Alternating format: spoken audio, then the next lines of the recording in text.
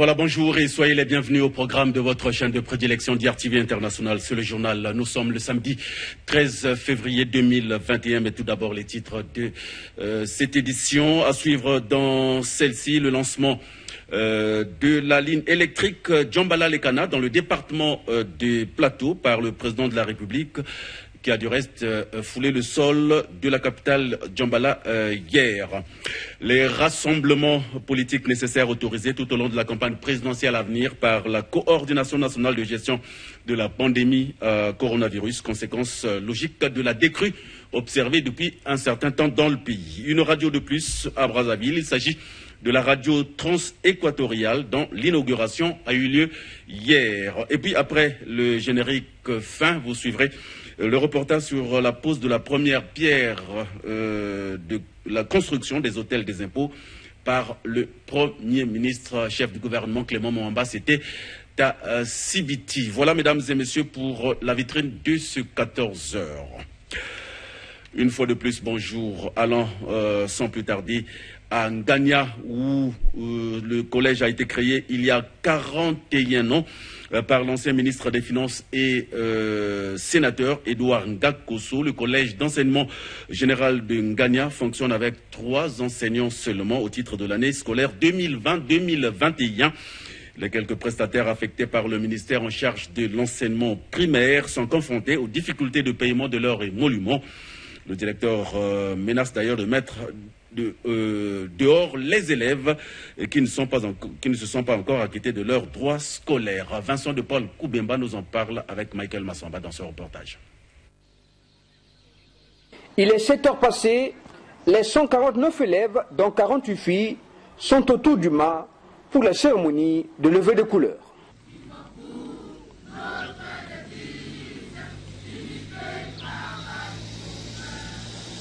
Patrice Osevi, directeur du CG Edouard Ngakoso de Ngania, attire l'attention des élèves à se mettre au travail, car, dit-il, le deuxième trimestre est court. Les compositions sont prévues pour le 9 et 13 mars prochain. S'adressant aux enseignants, il leur a demandé d'évaluer les élèves sur 3 devoirs par matière. Construit en 1980 par Edouard Ngakoso, l'unique bâtiment a une capacité de 4 salles pédagogiques. Existant depuis 41 ans, le CG fonctionne cette année avec 3 enseignants affectés par l'État. Patrice Osevi assure à la fois les fonctions de directeur et de professeur de français. Nous avons ici 3 enseignants affectés par l'État. L'effectif ne répond pas et les parents ont recruté 3 prestataires également. Donc nous avons un personnel de 6 enseignants. Logiquement, on devait avoir 9 enseignants.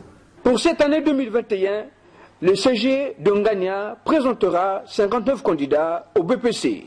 Tous ont déjà déposé leur dossier. Dans cette campagne, on a réussi à rassembler les dossiers de tous les élèves. Le 14, nous étions à Gomboma pour les déposer et on a déposé le 15. Conscient du fait que bon nombre d'élèves n'ont pas encore payé leurs émoluments pour subvenir aux besoins des encadreurs prestataires, Patrice Osevi a souligné que cette année, il n'y aura pas de pitié. Plusieurs élèves seront mis dehors et ne vont pas composer tout en perdant ipso facto l'année scolaire en cours. L'État déjà avait prescrit 6 000 francs pour la prise en charge de ces enseignants. Ça ne répond pas. Et avec les parents, on s'est entendu, les parents devaient compléter ce qui manque pour satisfaire tous ces prestataires-là. Les difficultés ne manquent pas, tous les foyers n'ont pas les mêmes capacités. Il y a des enfants qui n'ont pas composé parce qu'ils n'ont rien eu. Et ça fait mal. Beaucoup d'enfants qu'on compose comme ça, on les met dehors parce qu'ils n'ont pas contribué à la satisfaction des prestataires. C'est là le mal. Une particularité au CG de Ngania pour permettre aux élèves de mieux maîtriser la conjugaison, un tableau du verbe être conjugué à tous les temps du mode indicatif est placé dans les salles. Devant toutes ces difficultés énumérées, des doléances ont été émises aussi bien aux parents qu'à la hiérarchie. Aux parents, d'abord, je dirais de faire un effort comme les autres. Les autres aussi font les mêmes travaux des champs, comme eux. il s'efforce petit à petit à avoir de quoi supporter ses enfants. Et eux, s'ils décident de le faire, ils le feront aussi. Aux autorités, au gouvernement, vraiment le problème de déficit d'enseignants est un grand problème et qui ralentit le niveau des enfants. Le niveau des enfants lorsque les enseignants ne sont pas au grand nombre, au grand complet, et ce qu'on fait là, vraiment on ne peut pas mettre un enfant dans les positions qu'il faut. Patrice Ossebi assure la fonction de directeur depuis 4 ans. Depuis quelques années, le CG n'a jamais été doté d'un drapeau national. Voilà, je vous le disais tout à l'heure en titre, le président de la République, Denis Sassou Nguesso, est arrivé hier en fin de matinée à Djambala, où il va d'ailleurs procéder au lancement de la ligne électrique Djambala-Lekana. À son arrivée dans la capitale du département des Plateaux hier, eh bien, c'est une foule immense qui l'a accompagné jusqu'à sa résidence dans une ambiance bon enfant. Giscard Mangou, Anissé Mangala nous en parle dans ce reportage. 12 heures. L'avion présidentiel vient d'atterrir à Djambala. Denis Sassou Nguesso y descend. Hymne national.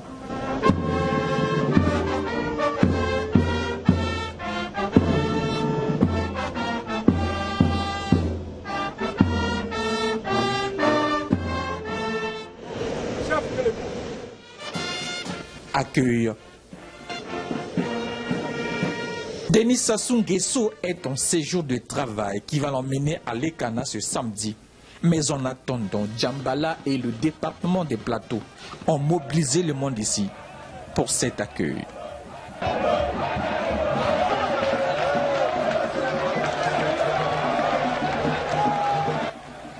L'OFC, l'Organisation des femmes du Congo, a même prêté les services du célèbre Alino pour l'ambiance.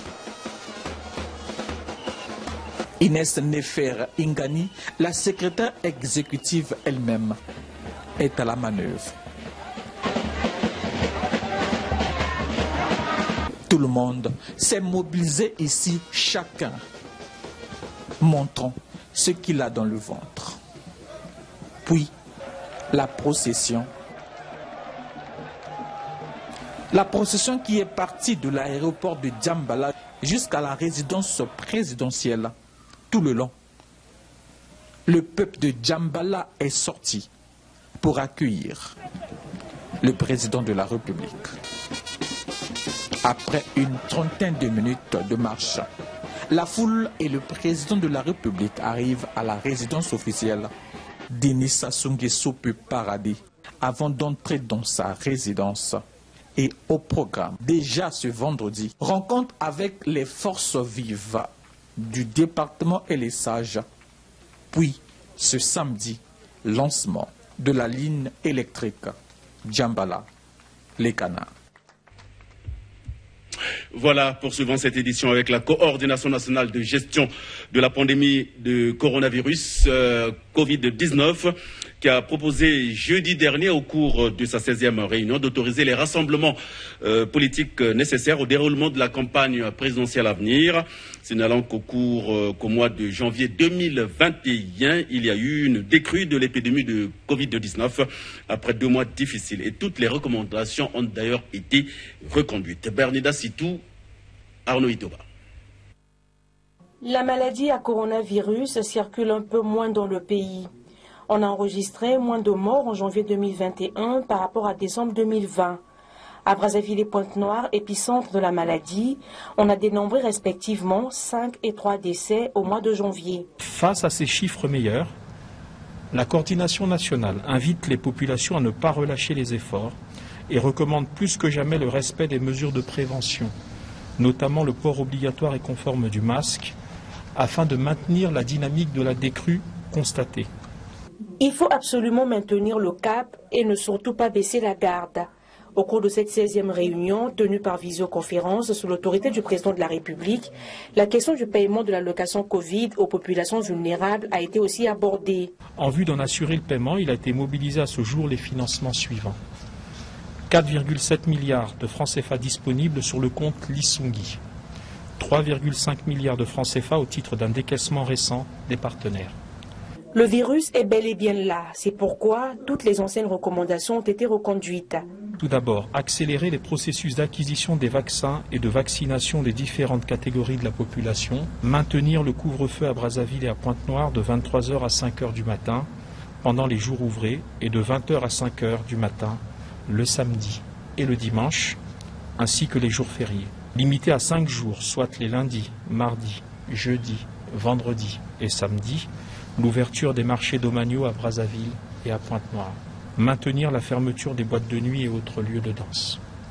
Faire exercer les contrôles sanitaires et ceux de la force publique à l'entrée et à la sortie de toutes les villes du pays. À l'approche de la présidentielle de mars prochain, une question fait débat.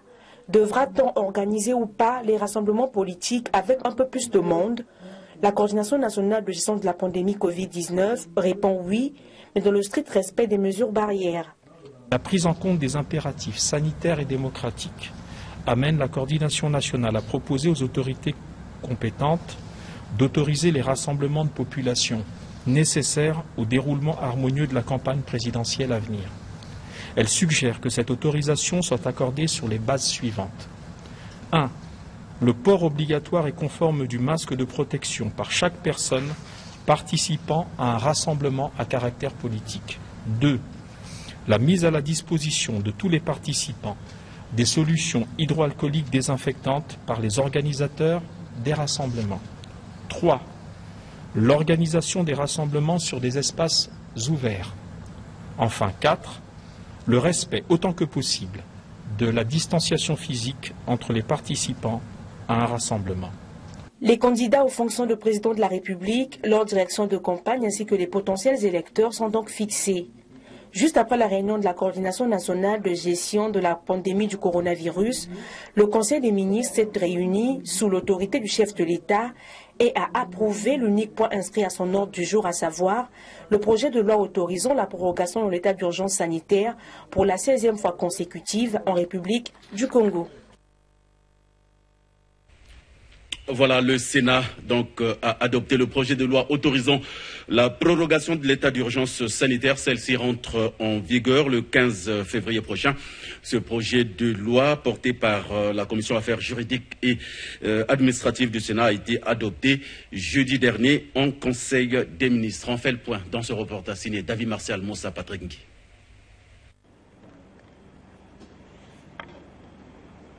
Cette nouvelle prorogation de l'état d'urgence sanitaire en République du Congo se justifie en croire le comité d'experts qui a fait un examen minutieux de la situation sur la nécessité de concilier la gestion prudente et cohérente de la pandémie et le déroulement des opérations préélectorales et électorales. Et d'après les indications du ministère de la Santé, la clinique Léono comptait au 5 février 2021 18 malades contre plus de 30 à la mi-janvier et le centre Mouissou-Madeleine de Pointe-Noire en compte 7 contre plus de 40 à la mi-janvier. Malgré cette tendance baissière, la prudence reste de mise et la lutte demeure permanente. Et le Sénat, qui s'inscrit dans le droit fil de lutte contre cette maladie, ne faiblit pas et demeure aux avant-postes en donnant son quitus pour une nouvelle prorogation de l'état d'urgence sanitaire. Aimé Wilfried Bininga a insisté sur la nécessité de renforcer la lutte contre cette maladie en cette période électorale, malgré la décrue de celle-ci.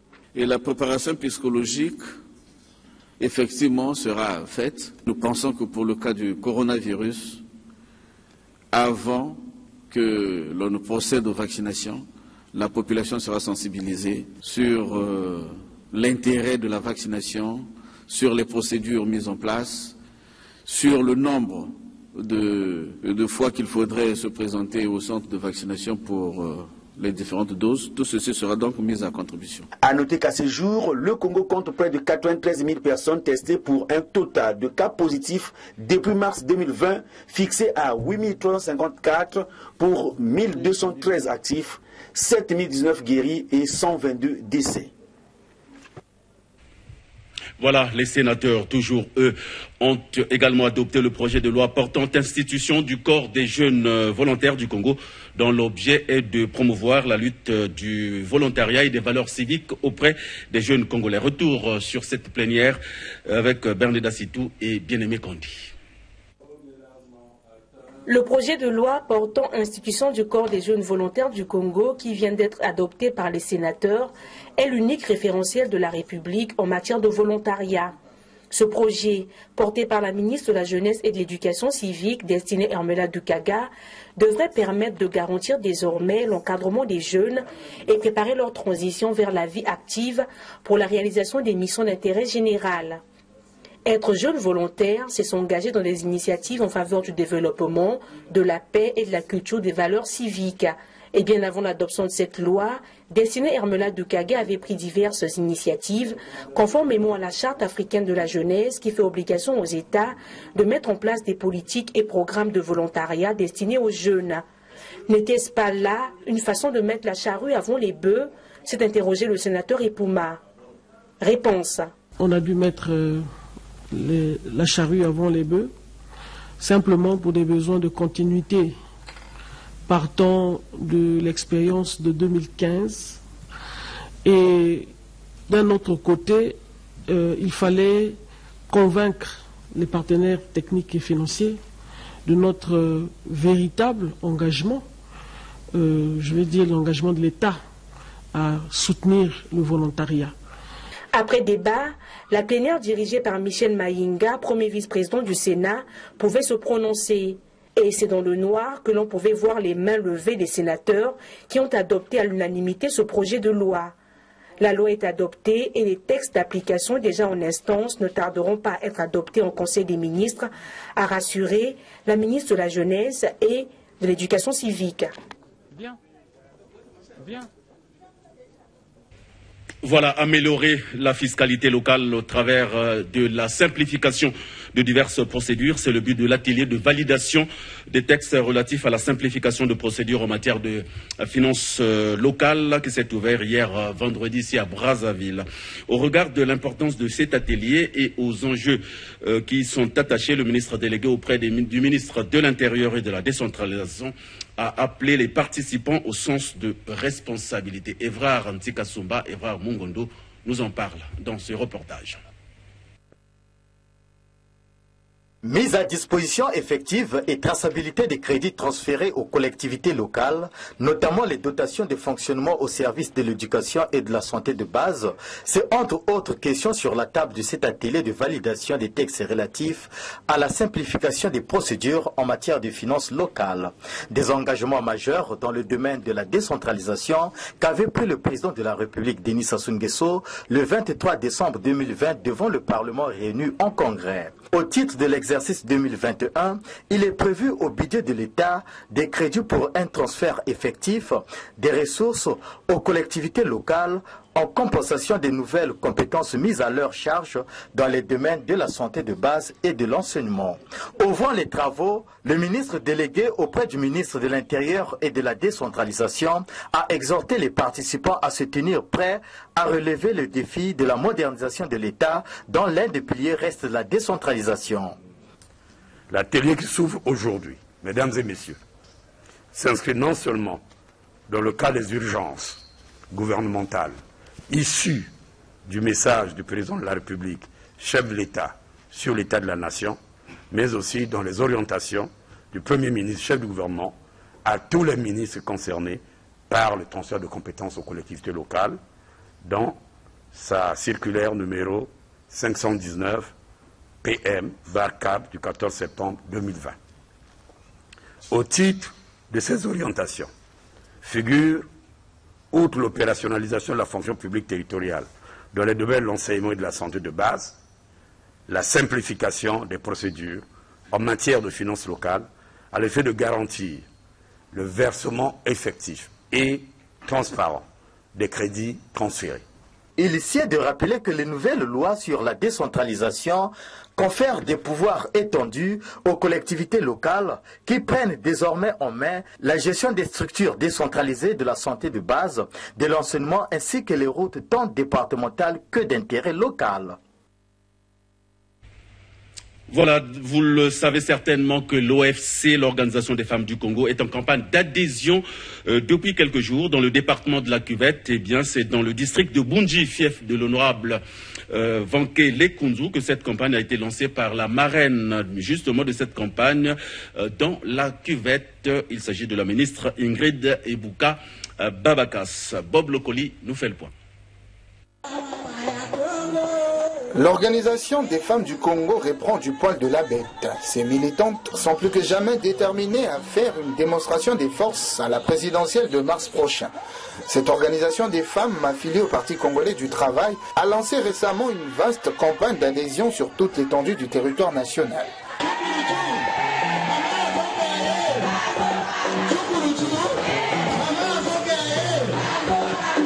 Et pour les départements de la Cuvette, c'est le district de Bunji, fief de l'honorable Vanke Lekunzu, qui a donné le la de cette opération en présence de Ingrid Ghislaine Ebuka Babakas, marraine de cette opération de l'OFC dans le département de la Cuvette.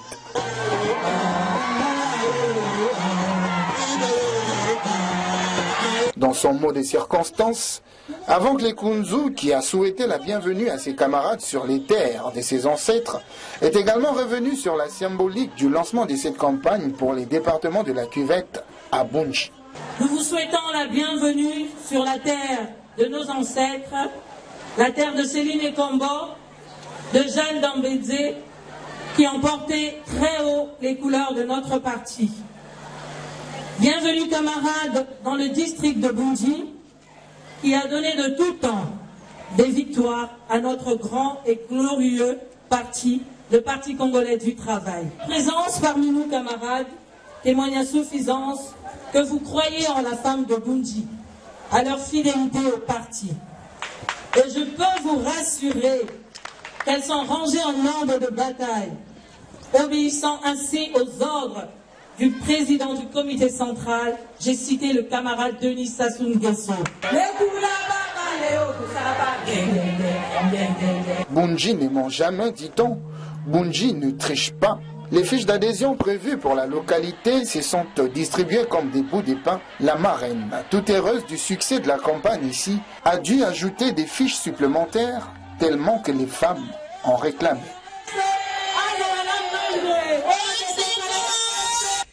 Voilà, après Bunji, Oando et Ngoko, Ingrid Olga Ghislaine Ebuka Babakas, marraine de l'Organisation des femmes du Congo OFC, a mis le cap sur Makwa, toujours dans le département de la Cuvette, dans le cadre, bien évidemment, de la poursuite de la campagne d'adhésion à l'OFC. Justin Bambaka, reportage.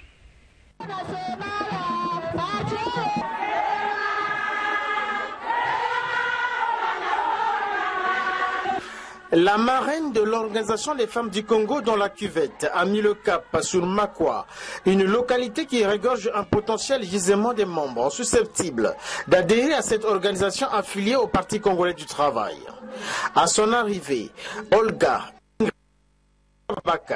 a été accueillie par cette foule en liesse, impatiente de pouvoir adhérer à l'OFC afin de contribuer à l'éventuelle réélection du candidat de la majorité présidentielle.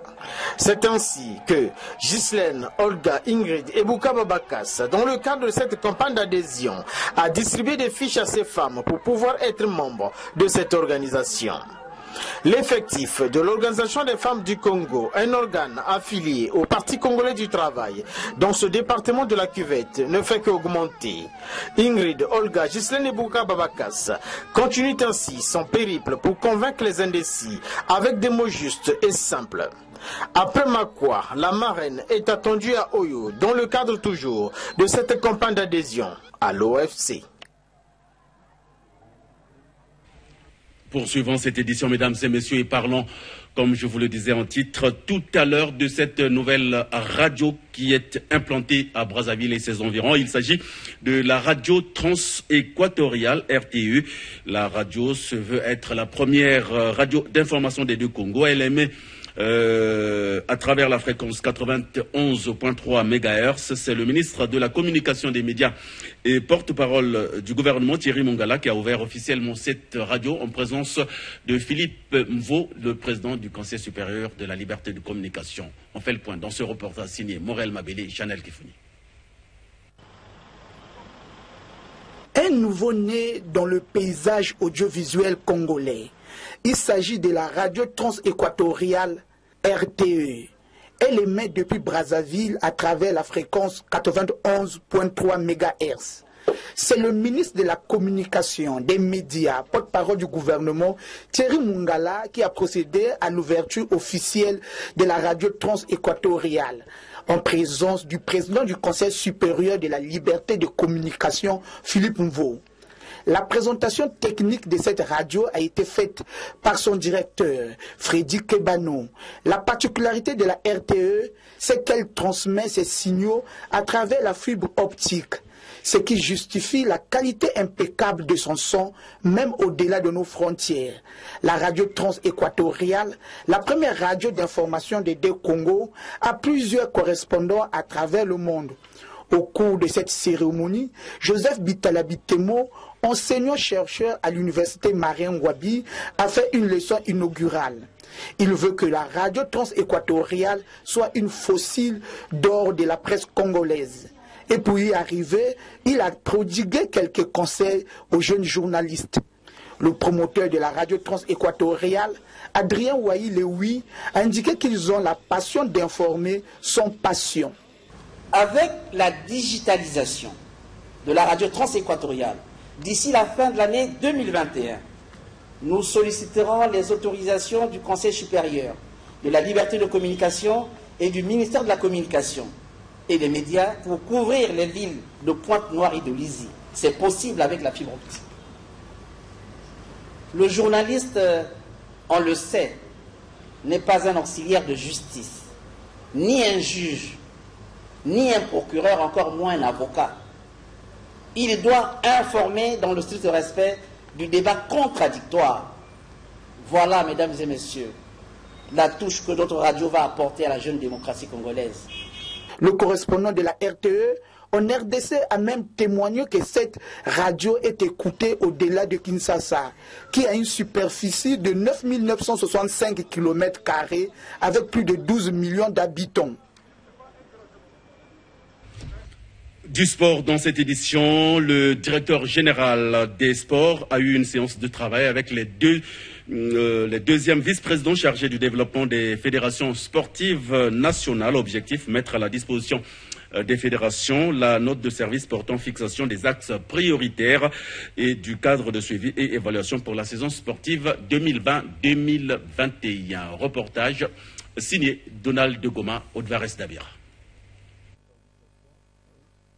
De ces axes prioritaires comptant pour la saison sportive 2020-2021, l'on peut retenir entre autres le respect des protocoles sanitaires transmis à la Direction générale des sports pour garantir la santé des sportifs, la restructuration des ligues, la formation des cadres administratifs, techniques et athlètes, la vulgarisation des disciplines sportives et la promotion des compétitions des jeunes. Et les deuxièmes vice-présidents chargés du développement des fédérations sportives nationales ont, au cours de cette séance de travail, émis quelques propositions allant bien évidemment dans le sens de l'amélioration. Mais qu'attend concrètement la Direction générale des sports après la vulgarisation de la note de service portant fixation des axes prioritaires et du cadre de suivi et évaluation pour la saison sportive 2020-2021 ? De ces différentes fédérations, nous sommes en train d'attendre un nouveau management. Il faudra que nous puissions, dès le départ, nous convenir de la manière de travailler. Parce qu'à la fin de chaque séance sportive, il y aura une évaluation qui sera faite. Et cette évaluation prendra en compte les éléments qui ont été décidés par les fédérations elles-mêmes, et aussi les actions qui ont été identifiées par le ministère en charge des sports et qui font office d'orientation. Il est à noter qu'à la fin de la saison sportive 2020-2021, la Direction générale des sports procédera à l'évaluation des activités par classification. Voilà, c'est la fin de cette édition. Merci à vous tous de l'avoir suivi. Mais chose promise, chose due, comme je vous l'ai annoncé tout à l'heure en titre. Voici le reportage sur la pose de la première pierre de la construction des hôtels des impôts par le Premier ministre, chef du gouvernement Clément Mwamba. C'était à Sibiti. Entre-temps, portez-vous bien et bon week-end à toutes et à tous. On se retrouve donc demain dimanche. Mais sachez que la beauté est dans les yeux de celui qui regarde. Au revoir et à demain.